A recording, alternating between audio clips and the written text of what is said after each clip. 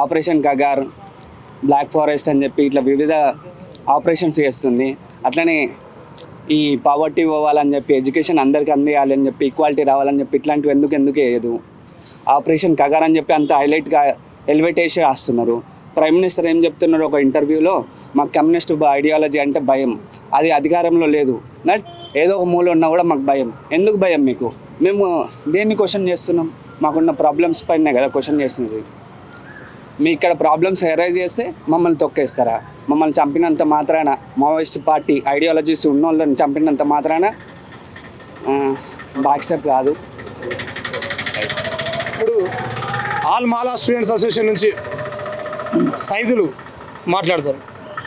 ఈ కార్యక్రమానికి పిలవగానే వచ్చిన మీడియా మిత్రులందరికీ, అలాగే ఉస్మానియా యూనివర్సిటీలో ఉన్న ప్రతి విద్యార్థి సంఘానికి ప్రత్యేకమైన జేబీములు తెలియజేస్తున్నాం. ఆపరేషన్ కగార్ అనేది ఇది ముమ్మాటికి ప్రజాస్వామిక రాజ్యాంగబద్ధంగా వ్యతిరేకంగా మేము ఖండిస్తున్నాం. ఆపరేషన్ కగార్ను వెంటనే నిలిపేయాలి. ఆపరేషన్ కగార్ అనేది ఆదివాసుల యొక్క చిన్న పిల్లలపై దాడులు జరుగుతున్నాయి. అసలు ఈ దాడులు, చిన్న పాప చనిపోయింది, దానికి ఎవరు సమాధానం చెప్పాలా? ఈ పాలక వర్గాలు ఏం చేస్తున్నాయి?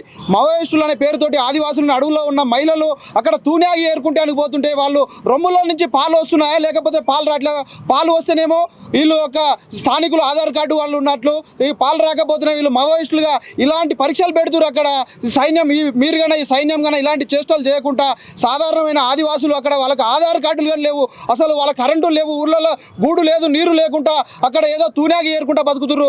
వాస్తవంగా కేంద్ర ప్రభుత్వం, ఈ రాష్ట్ర ప్రభుత్వాలు దీనిపై చర్చలు నడపాలా. సాధారణమైన ప్రజలను బలి తీసుకోకండి. ఇక్కడ ఎవరికి ముప్పు అవుతుంది? మావోయిస్టులతోటి నాయకులకే ముప్పు అవుతుంది, సాధారణ ప్రజలకు ప్రాణాలకు ముప్పు లేదు. అందుకనే ఈ మావోయిస్టులను అంతం చేస్తే మా రాజ్యానికి ప్రమాదం ఉంటుందని ఈ యొక్క నాయకులు ఈ ఆపరేషన్ కగార్ను ముమ్మరంగా కొనసాగిస్తారు. వాళ్ళు యథేచ్ఛగా వచ్చి మేము శాంతి చర్చలుగానే జరుపుతామంటున్నారు.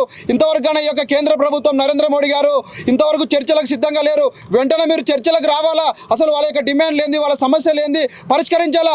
భారత రాజ్యాంగం ప్రకారం మీరు నడుచుకోవట్లేరు. అదే ఆ రాజ్యాంగాన్ని తుంగలో దొక్కి ఆ రాజ్యాంగం మీద ప్రమాణం చేసి మీరు ఈరోజు కాల్పులు యథేచ్ఛగా నడుపుతారు. ఒక కాంచి పాకిస్తాన్ తోటేమో ఒప్పందాలు నడుపుకుంటారు, దేశ పౌరుల మీదనే కాల్పులు నడుపుతారు. అక్కడ పౌరులను చంపి మన సైన్యమే అక్కడ సంతోషాలు చెప్తుంటే చాలా కన్నీరు. అసలు చూస్తేనే ఆ వీడియోలు చాలా బాధాకరం అనిపిస్తుంది. మన దేశంలో ఉన్న పౌరులను చంపే ఆనందాలని అక్కడ అసలు కాల్పులు జరుపుతున్నారు. అది చూస్తే అసలు మన దేశంలో అసలు వేరే దేశంతో పోరాడుతుందా, మన దేశంలో ఉన్న పౌరులతోటి పోరాడుతున్నది ఏం అర్థం కావట్లేదు. కాబట్టి రాష్ట్ర ప్రభుత్వానికి, కేంద్ర ప్రభుత్వానికి మేము విజ్ఞప్తి చేసేది ఏంటంటే ఈ ఆపరేషన్ కగార్ను వెంటనే నిలిపివేసి శాంతి చర్చలు జరిపి, ఈ దేశంలో ఎన్నో సమస్యలు ఉన్నాయి, ఈ సమస్యలన్నీ పక్కదోన పెట్టి ఈ ఆపరేషన్ కగారు తోటి ఈ యొక్క ఆదివాసులని బలిగొంటుర్రు. అసలు మావోయిస్టుల యొక్క డిమాండ్ లేదని చూడండి, ఆ డిమాండ్లు పరిష్కరించి వాళ్ళు వచ్చి శాంతి చర్చలు అని చెప్పిర్రు. శాంతి చర్చలకు మీరు దూరంగా ఉంటుర్రు. కాబట్టి నరేంద్ర మోడీ గారు, మీరు అలాగే కేంద్ర మంత్రి అమిత్ షా గారు, మీరు వెంటనే ఈ యొక్క ఆపరేషన్ కగారును నిలిపివేసి దేశంలోని శాంతి వాతావరణం కల్పించి, ప్రజా సమస్యలు ఎన్నో ఉన్నాయి, ప్రజా సమస్యలు, నిరుద్యోగం అన్ని గాలికి వదిలేసి ఈరోజు మీరు రాజ్యాంగాన్ని మీద గన్ను పెట్టి సాధారణ ప్రజలను కాలుస్తున్నారు. ఇది అంతా దేశ ప్రజలారా మనంతా ఒకసారి ఆలోచన చేయాలి. ఎందుకంటే ఈ ప్రజాస్వామ్య దేశంలోనే వీళ్ళు మనుస్మృతిని అమలు చేయాలని చూస్తున్నారు. ఈ బీజేపీ ప్రభుత్వం ఆనాడు మాకు 400 స్థానాలు వస్తే ఈ రాజ్యాంగాన్ని మార్పిస్తామన్నారు. అదే నేడు ఈనాడు చంద్రబాబు నాయుడు ఎన్డీఏ కూటమిలో బీఆర్ నితీష్ కుమార్లో ఎవరు, మీరు కూడా ఎన్డీఏ కూటమిలో భాగస్వాములు అయ్యారు. ఒత్తిడి చేయండి. మీరు ఒక ఈ ప్రాంతీయ పార్టీలు ఎవరు, తెలుగుదేశం పార్టీ నారా చంద్రబాబు నాయుడు గారా, మీరు కేంద్ర ప్రభుత్వానికి కన్నా మీరు డిమాండ్ పెట్టండి. ఎందుకంటే సాధారణ ప్రజలు, అక్కడ ఉన్న గిరిజనులు కన్నా తెగలు చనిపోతున్నారు. కాబట్టి ఎన్డీఏ కూటమిలో ఉన్న ప్రజాస్వామ్యాలు మీరు మాట్లాడుకొని ఆపరేషన్ కగారును నిలిపేసేటట్టు శాంతి చర్చలు జరపాల్సిందిగా ఉస్మానియా యూనివర్సిటీ విద్యార్థి సంఘాలుగా మేము ఈ కేంద్ర ప్రభుత్వాన్ని, ఈ రాష్ట్ర ప్రభుత్వాన్ని విజ్ఞప్తి చేస్తున్నాం. జై భీమ్, జై భారత రాజ్యాంగం. ఇప్పుడు సామాజిక తెలంగాణ స్టూడెంట్స్ అసోసియేషన్ నుంచి రీసెర్చ్ స్కాలర్ అజయ్ మాట్లాడతారు. ఉస్మానియా యూనివర్సిటీ కేంద్రంగా ఉద్యమాలు చేసి ఎన్కౌంటర్లో మరణించినటువంటి విజయలక్ష్మి గారికి ఈ సందర్భంగా ఉస్మానియా యూనివర్సిటీ విద్యార్థులుగా నివాళి అర్పిస్తున్నాము. మిత్రులారా, తెలంగాణ రాష్ట్రం ఏర్పడితే నక్సలిజం పెరుగుతుందని చెప్పేసి అపోహలు సృష్టించడం జరిగింది. ఈరోజు తెలంగాణ రాష్ట్రంలో నక్సలిజం తగ్గుముఖం పట్టినా కూడా ఈరోజు తెలంగాణలో ఉన్నటువంటి ఒకప్పుడు ప్రజలందరూ కూడా భూమి కోసం, భుక్తి కోసం అనేది పోరాటం చేసి ఎస్సీ, ఎస్టీ, బీసీ, మైనార్టీ వర్గాలుగా ఈరోజు అణగారిన వర్గాలకు జరుగుతున్నటువంటి అన్యాయానికి, అణచివేతకు వ్యతిరేకంగా ఒకరోజు గన్నుబట్టినటువంటి ఈ నాయకులు అందరూ కూడా విప్లవాన్ని సృష్టించాలని చెప్పేసి ఆ రోజు దళిత బహుజన వర్గాలు అన్నీ కూడా అడవుల్లోకి వెళ్ళడం జరిగింది. అదే వర్గాలు ఈరోజు భారత రాజ్యాంగాన్ని నమ్ముకొని భారత రాజ్యాంగం ద్వారా ప్రజాస్వామ్యం ద్వారా విప్లవం సృష్టించి ఓట్ల విప్లవం సృష్టించి ఈరోజు రాజ్యాధికారానికి రావాలని చెప్పేసి ఈరోజు నక్సలిజం ఏదైతే బలహీన దశలో ఉన్నటువంటి ఈ క్రమంలో ఆపరేషన్ కగార్ పేరుతో కేంద్ర ప్రభుత్వము ఈరోజు వారి మీద శాంతి చర్చలు జరుపుతాం అనేటువంటి స్థాయిలో ఉన్నప్పుడు కూడా వారిని చంపడం అనేది ఇది రాజ్యాంగ వ్యతిరేకము, ప్రజాస్వామ్యానికి వ్యతిరేకము. ఒకవైపు మోడీ ప్రభుత్వము ప్రపంచ వేదికల మీద మేము బుద్ధుని ల్యాండ్ నుండి వచ్చినాము, ల్యాండ్ ఆఫ్ బుద్ధుని యొక్క ఆచరణలను మేము అమలు చేస్తున్నామని చెప్పేసి ప్రపంచ వేదిక మీద ప్రకటిస్తూ ఈరోజు ఇలాంటి క్రూరత్వానికి ఒడిగట్టడం అనేది మేము తీవ్రంగా ఖండిస్తున్నాము. కాబట్టి ప్రజలందరూ కూడా దీనిని గమనించి ఈరోజు క్రిస్టియన్స్ కానీ, దళితులు కానీ, బహుజనులు కానీ, అదేవిధంగా బుద్ధిస్టులు కానీ అందరికి కూడా వ్యతిరేకమైనటువంటి విధానాలు అవలంబిస్తున్నటువంటి మోడీ ప్రభుత్వాన్ని వీళ్ళందరూ కూడా 90% ఉన్నటువంటి ప్రజలు వీళ్ళందరూ కూడా ఎస్సీ ఎస్టీ బీసీ మైనార్టీలుగా బతుకుతున్నారు. కాబట్టి మనమంతా కూడా ఐక్యంగా ఉంటూ మన అభివృద్ధి కోసము మనము ఈ పాటుపడాలని చెప్పేసి కోరుకుంటూ ఈ ఆపరేషన్ కగార్ని నిలిపివేసి ప్రజాస్వామ్యాన్ని, శాంతిని పరిరక్షించాలని చెప్పేసి మోడీ ప్రభుత్వాన్ని మేము కోరుకుంటున్నాం. Thank you. PDSU రాష్ట్ర అధ్యక్షుడు పురపండి నాగరాజు మాట్లాడతారు. ఈ సమావేశాన్ని ఏర్పాటు చేసినటువంటి ఓయూ విద్యార్థి సంఘాలకు, అదేవిధంగా మీడియా మిత్రులకు PDSU తెలంగాణ రాష్ట్ర కార్యవర్గం పక్షాన విప్లవ జేజేలు తెలియజేస్తున్నాం. ప్రధానంగా గత కొన్ని రోజులుగా భారతదేశంలో ఒక భయానకమైనటువంటి వాతావరణాన్ని కేంద్ర ప్రభుత్వం సృష్టిస్తున్నటువంటి పరిస్థితి కూడా మన అందరికీ తెలుసు. ఎందుకు ఆ భయానక వాతావరణం ఏంది? ఈరోజు ఆపరేషన్ కగార్ పేరుతోటి బీజేపీ ప్రభుత్వం ఈరోజు ఆదివాసుల పైన, అదేవిధంగా మావోయిస్టుల పైన దాడి నిర్వహిస్తూ ఉంది. అదేవిధంగా ఒక నిసిగ్గుగా ఈ యొక్క దేశానికైనటువంటి అమిత్ షా ఏదైతే మంత్రి ఉన్నాడో ఆ మంత్రి ఏమని చెప్తున్నాడు, 2026 మార్చి 31వ తారీఖు వరకు ఈ దేశాన్ని నక్సల్ రహిత దేశంగా మావోయిస్టులను మొత్తం చంపేస్తామని చెప్పేసి చెప్తా ఉన్నాడు. ఏదో ఒక సిగ్గుమాలినటువంటి చర్యగా మనం భావించాల్సింది. ఎందుకంటే భారత రాజ్యాంగం మీద ప్రమాణం చేసి ఈ యొక్క దేశాన్ని మేము కాపాడుతామని చెప్పేసి మాట్లాడినటువంటి ఈ పెద్ద మనుషులు ఈరోజు భారత రాజ్యాంగాన్ని తుంగలో దొక్కి దానికి విరుద్ధంగా ఈరోజు ఒక మనిషిని చంపుతామని చెప్పేసి మాట్లాడడం అనేది ఎవరు ఇచ్చారని చెప్పేసి ఈ సందర్భంగా ఉస్మానియా యూనివర్సిటీ విద్యార్థులుగా మేము అడుగుతా ఉన్నాం. ఈరోజు అడవిలో ఏదైతే ఆదివాసులు ఉన్నారో ఆంధ్ర, ఒరిస్సా కావచ్చు, ఛత్తీస్గఢ్ కావచ్చు, ఈ రాష్ట్రాల్లో ఉన్నటువంటి ఆదివాసుల పక్షాన పోరాటాలు నిర్వహిస్తున్నటువంటి మావోయిస్టు పార్టీ ఏదైతుందో ఆ మావోయిస్టు పార్టీలో చేరడానికి ప్రధానమైనటువంటి కారణం ఏందో మీరు తెలుసుకోకుండా ఈరోజు మేము ఆదివాసులను చంపేస్తామని చెప్పేసి చెప్పడం అనేది సిగ్గుచేటుగా మనం భావించాల్సినటువంటి అవసరం ఉంది. ఈరోజు ఆదివాసీ గుడాల్లో ఆదివాసులు నివసిస్తున్నటువంటి వాళ్ళ ఉన్నటువంటి కాళ్ళ కింద ఉన్నటువంటి భూమిలో దాదాపు 82 రకాల ఖనిజాలు ఉన్నాయి. ఆ ఖనిజాలను పెట్టుబడిదారులకు, కార్పొరేట్లకు కట్టుబెట్టడం కోసమే ఈరోజు ఆపరేషన్ కగార్ అని చెప్పేసి కేంద్ర ప్రభుత్వం తీసుకొచ్చి ఈరోజు ఆదివాసుల పక్షాన నుండి పోరాటం చేస్తున్నటువంటి మావోయిస్టులను కావచ్చు, నక్సలైట్లను కావచ్చు కాల్చి చంపడానికి పూనుకుందని చెప్పేసి ఈ సందర్భంగా మనం తెలుసుకోవాల్సిన అవసరం ఉంది. కాబట్టి దీనికి వ్యతిరేకంగా మనం విద్యార్థులు కావచ్చు, ఈరోజు మేధావులు కావచ్చు, ఉపాధ్యాయులు, లెక్చరర్స్, ప్రొఫెసర్స్ ఈరోజు ఈ దేశంలో శాంతిని నెలకొల్పాలి. ఈ దేశ పౌరులు వాళ్ళు కూడా మావోయిస్టులైనా, నక్సలైట్లైనా ఎవరైనా కూడా ఈ యొక్క దేశ పౌరులే. వాళ్ళని మనం కాపాడుకోవాల్సినటువంటి బాధ్యత ఉంది. వాళ్ళ సమస్య ఏదైతే ఉంటే వాళ్ళతోటి శాంతి చర్చించి మాట్లాడుకోండి అని చెప్పేసి ఈరోజు మావోయిస్ట్ పార్టీ కూడా మేము గన్నులు దించుతాం, మేము కేంద్ర ప్రభుత్వంతో చర్చలు సాగిస్తామని చెప్పేసి అంటే కేంద్ర ప్రభుత్వం పట్టించుకోకుండా ఈరోజు వాళ్ళకి టైం ఇవ్వకుండా కాల్చి చంపినటువంటి పరిస్థితిని కూడా మనం చూస్తున్నాం. కానీ ఈరోజు కాల్చి చంపినంత మాత్రాన భావాన్ని మనం ఆ యొక్క భావజాలాన్ని తొలగించలేదని చెప్పేసి తెలియజేస్తున్నాం. కాబట్టి ఈ యొక్క ఎన్కౌంటర్లో చనిపోయినటువంటి ఎవరైతున్నారో వాళ్ళందరినీ, ఎన్కౌంటర్లో పాల్గొన్నటువంటి పోలీస్ బలగాలు ఎవరైతున్నారో వాళ్ళందరిపైన కూడా చర్యలు తీసుకోవాలి. అదేవిధంగా సుప్రీంకోర్టు ప్రధాన న్యాయమూర్తితోటి చర్చలు విచారణ జరిపించి పాల్గొన్నటువంటి ఎన్కౌంటర్లో పాల్గొన్నటువంటి పోలీస్ అందరిపైన చర్యలు తీసుకోవాలని చెప్పేసి ఈ సందర్భంగా మేము డిమాండ్ చేస్తున్నాం. ఇప్పుడు DSA రాష్ట్ర కన్వీనర్ శ్రావణ్ మాట్లాడతారు.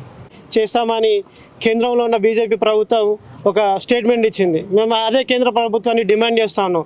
నువ్వు ఒక డేట్ లైన్ పెట్టుకొని ఒక మావోయిస్ట్ రహిత భారతదేశాన్ని చేస్తామన్న మీరు, మరి అదే ఒక డేట్ లైన్ పెట్టుకొని ఈ దేశంలో ఉగ్రవాదులు రాకుండా, పాకిస్తాన్ నుంచి, చైనా నుంచి, బంగ్లాదేశ్ నుంచి ఉగ్రవాదులు రాకుండా నువ్వు ఒక డేట్ లైన్ పెట్టుకొని వాళ్ళు రాకుండా ఎందుకు చేస్తలేరు?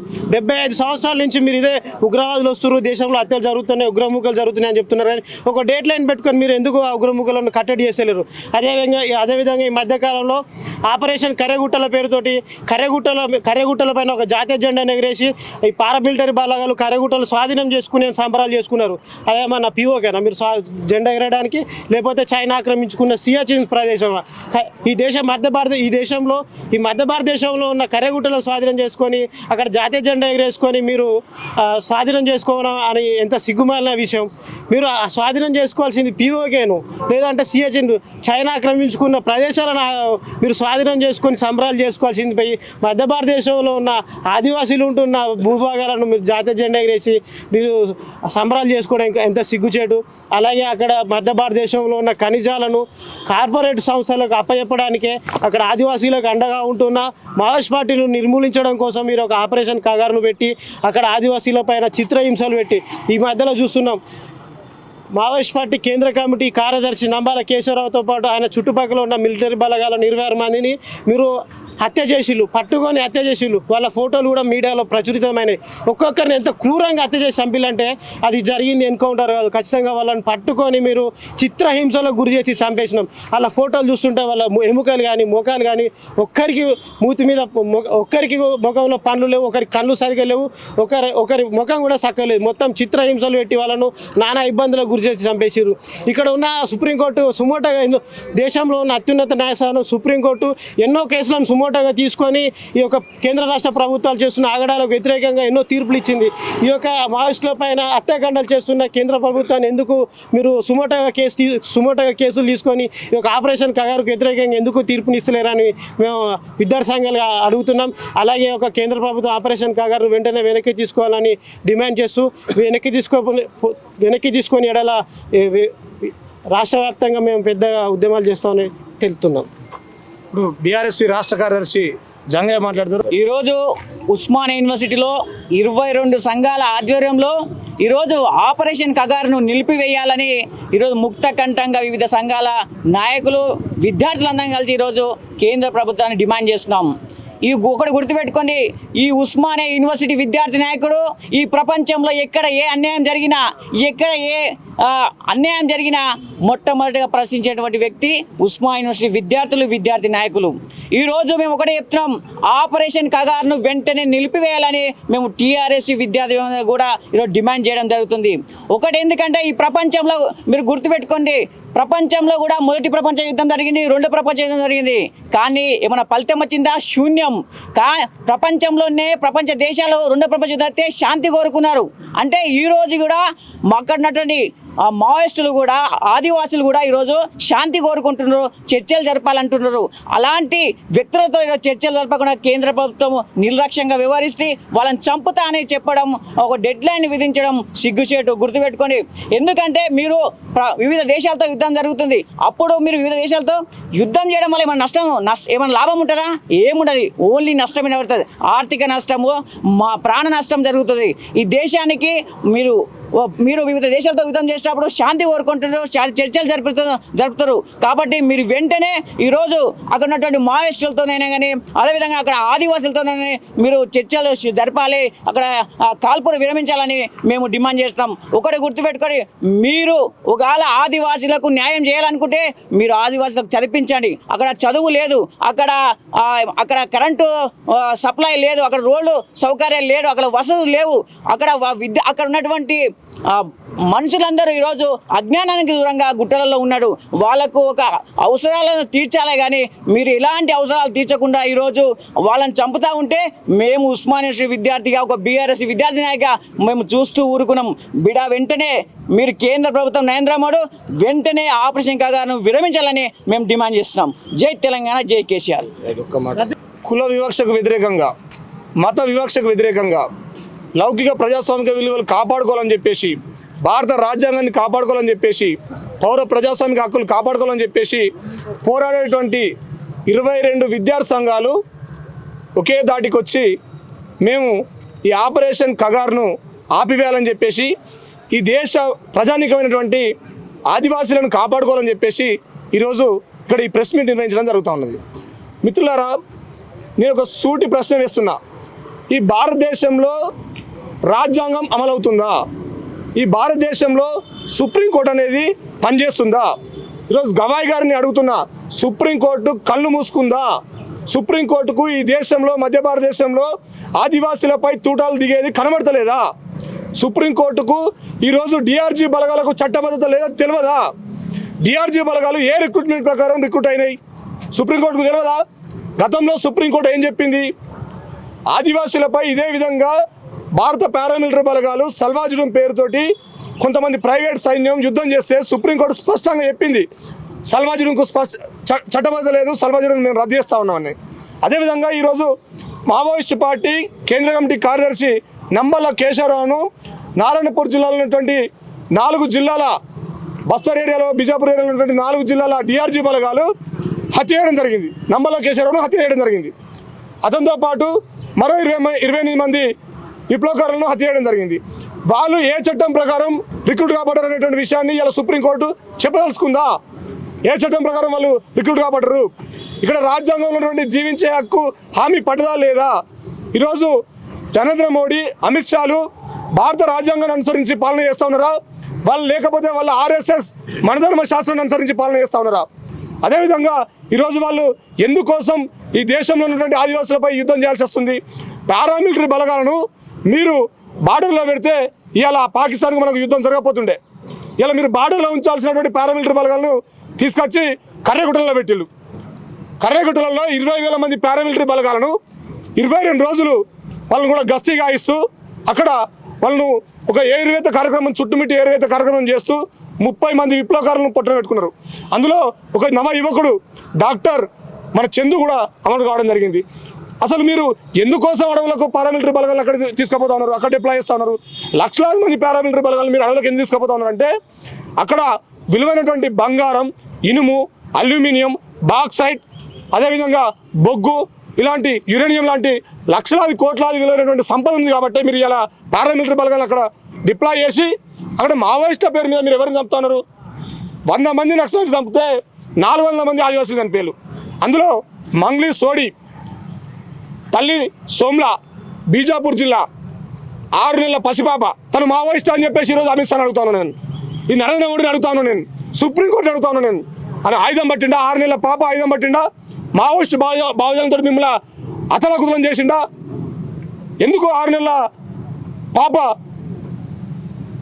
మంగ్లీ సోడ్ని మీరు చంపినటువంటి విషయాన్ని ఈ భారతదేశ ప్రజల ముందు నేను అడుగుతా ఉన్నాను. ఇలా భారత ప్రజలు గమనిస్తూ ఉన్నారు. ఇలా మీరు అనిల్ అంబానీ, జిందల్, మిట్టల్, అదానీల కోసమే ఎంఓయూలు చేసుకొని ఇలా అక్కడటువంటి కన్య సంపదను దోసుకోవడంలో భాగంగానే ఈ అప్పరకడిత అమానవీయ నీతి లేని యుద్ధాన్ని మీరు ప్రకటించింది. ఇలా భారత మావోయిస్ట్ పార్టీ కేంద్ర కమిటీ అధికార ప్రతినిధి స్పష్టంగా చెప్పింది. ఇలా మేము భూ సమస్యను పరిష్కరిస్తే, కుల వివక్షను పరిష్కరిస్తే, మత వివక్షను పరిష్కరిస్తే, లౌకిక ప్రజాస్వామ్యాన్ని మీరు కాపాడితే, జాతుల సమస్యలు మీరు పరిష్కరిస్తే, అందరికీ విద్య, వైద్యం దక్కుతే, అందరికీ ఆరోగ్యం దక్కుతే, అందరికీ భూమిపై సమాన హక్కులు దక్కుతే మేము ఈరోజు విప్లవకారులుగా మారేటువంటి పరిస్థితి ఉండకపోయి దేశంలో అని చెప్పిండు.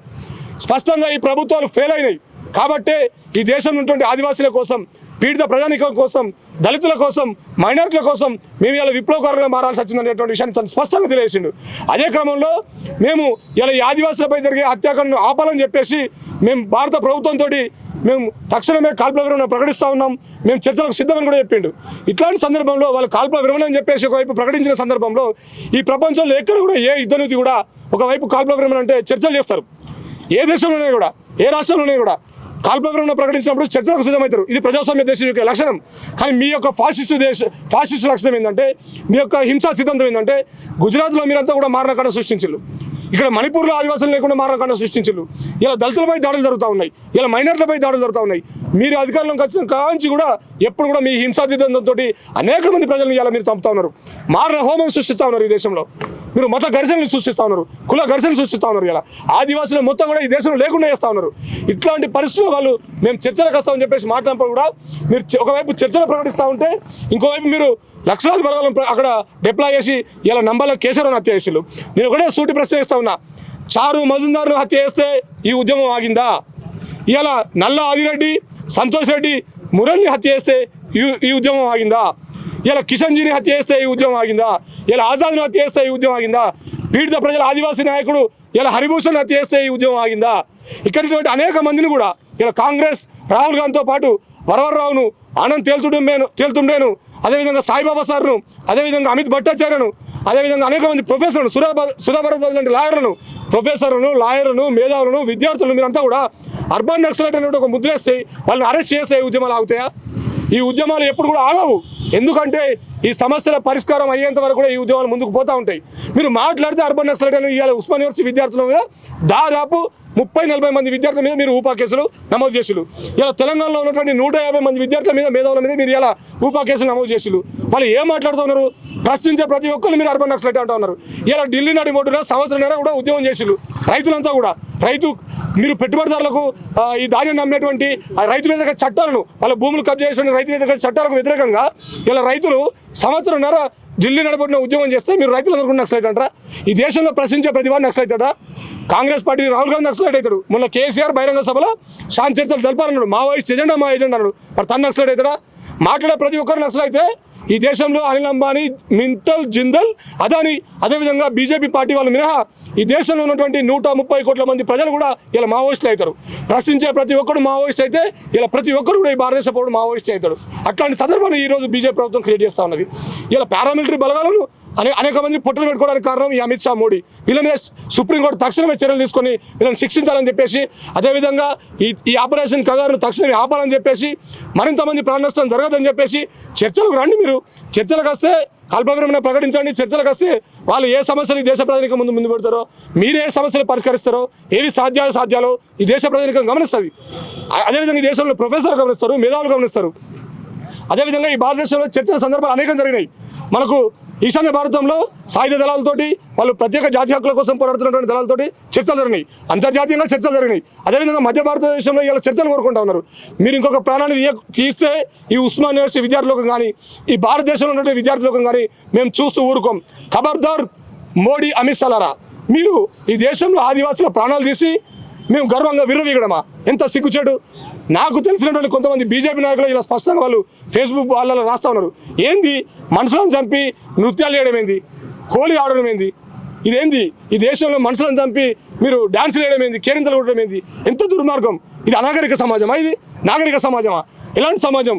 ఎలాంటి దౌత్యనీతి ఇది? ఎలాంటి యుద్ధనీతి ఇది? ఇంత దుర్మార్గమా? ఇంత అన్యాయమా? మనిషికి మానవత్వం లేదా? ఇంత దుర్మార్గమైనటువంటి దేశంలో బతుకుతున్నాం అనేటువంటి విషయాన్ని అర్థం చేసుకోవాలి. ప్రజానికం అంతా కూడా సిగ్గుపడుతున్నది ఇలా మీ పాలన చూసి. మీరు దేశ ప్రజలపై యుద్ధం చేస్తూ మీరు కేంద్రం కొట్టడమా? ఎంత సిగ్గుచేటు. సోదర మిత్రులారా, ఈరోజు వాళ్ళు కాంగ్రెస్ ముక్తి భారత్ అన్నారు, వాళ్ళు రేపు దళిత ముక్తి భారత్ అంటారు, రేపు మైనార్టీ ముక్తి భారత్ అంటారు, ఆ తర్వాత మావోయిస్టు ముక్తి భారత్ అంటారు. ఈ దేశంలో ఎవరైతే ప్రశ్నిస్తారో వాళ్ళు ఎవరిని లేకుండా చేసి జైళ్ళలో కుక్కడం, అమానవీయంగా హత్య చేయడం, ఇట్లాంటి ప్రయత్నాలు వాళ్ళు పూరుకుంటా ఉన్నారు. కాబట్టి మిత్రులారా, మనమంతా ఏకం కావాల్సిన సందర్భం ఉన్నది. ఈరోజు భారతదేశంలో ఉన్నటువంటి మిగిలిన రాష్ట్రాల్లో ఉన్నటువంటి అన్ని రాజకీయ పార్టీలు ఏకం కావాల్సిన అవసరం ఉన్నది. ప్రాంతీయ పార్టీలు, కాంగ్రెస్ పార్టీ, జాతీయ పార్టీలు అన్నీ కూడా ఇలా ఏకం కావాల్సిన అవసరం ఉన్నది. కమ్యూనిస్ట్ పార్టీలు అన్నీ ఏకం కావాల్సిన అవసరం ఉన్నది. నేను ఈరోజు పార్లమెంట్లో ఉన్నటువంటి ఆదివాసీ ఎంపీలను అడుగుతా ఉన్నాను, మీరు ఈ దేశంలో ఆదివాసులకు ప్రాతినిధ్యం వహిస్తూ పేసా చట్టం, అటవీ హక్కుల పరిరక్షణ చట్టం, 5th షెడ్యూల్, 6th షెడ్యూల్ కాపాడదామని చెప్పేసే కదా, భారత రాజ్యాంగం మీద ప్రమాణం చేసే కదా మీరు పార్లమెంటరీగా ఉన్నారు. మరి మీరంతా ఇంత జెనోసైడ్ జరుగుతుంటే మీరు ఏం చేస్తూ ఉన్నారు? ఏం చూస్తూ ఉన్నారు?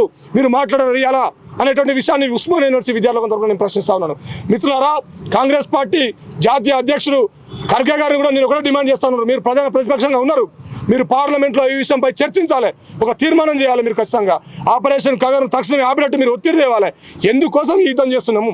ఎవరి కోసం ఈ యుద్ధం చేస్తున్నాము? కేవలం ఒక 10 కుటుంబాలు బతకడం కోసం దేశ సంపదను మొత్తం కూడా అమెరికాకు, అదానికి, అంబానీకి కట్టడం కోసమేనా ఈ అమానవీయ అప్రకటిత యుద్ధం చేస్తున్నాం అనేటువంటి విషయాన్ని పార్లమెంట్ సాక్షిగా మీరు ప్రశ్నించాలని చెప్పేసి తెలియజేస్తాను. ఒకవేళ మీరు ఇలాంటి ప్రయత్నాలు కనుక పూనుకోకపోతే యావత్ భారత విద్యార్థులు కానీ, మేధావిలో కానీ, రాజకీయ పార్టీలను, కార్మికులను, కర్షకులను ఏకం చేస్తూ పార్లమెంటును ముట్టడిస్తాం, కగారును ఆపుతామని చెప్పేసి ఈ సందర్భంగా హెచ్చరిక జారీ చేస్తా ఉన్నాం. హలో, తెలుగు రాజ్యం ఛానల్ చూస్తున్నారా? సామాజిక, రాజకీయ, జీవన చిత్రణే తెలుగు రాజ్యం. అతిశయోక్తులు, అసత్యాలు ఉండవు. రాజకీయ కోణం కాదు, ప్రజా కోణమే కొలబద్ద. తెలుగు రాజ్యం వీక్షణ మీ ఉత్తమ అభిరుచికి నిదర్శనం.